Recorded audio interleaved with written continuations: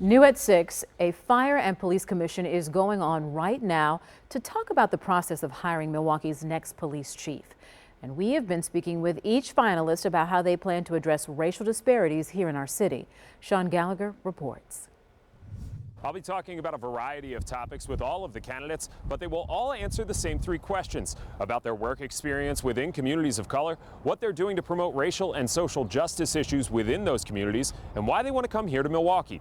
Today, John Pate says he has a variety of experience he can bring to the position, including some outside-the-box strategies for repairing police-community relationships. The community no longer trusts law enforcement. John Pate is the city manager in Opelika, Florida, a predominantly black suburb of Miami. He's an Army veteran and a former chief of police in University Park, Illinois.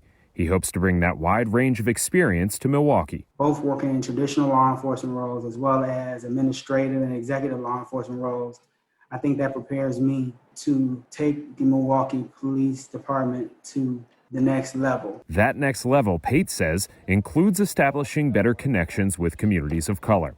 It's his motivation for getting into law enforcement after how he was treated by law enforcement as a kid in Chicago. I always told myself I would never be that officer that treated me so horribly, or be that officer that hit me and got away with it.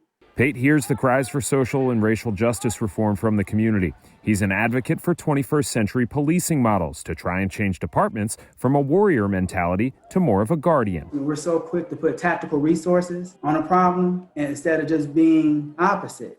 Let's put our people out there to advocate on behalf of the residents, and let's put our people out there that can calm things down. Pate says he's identified millions in questionable government spending over his career.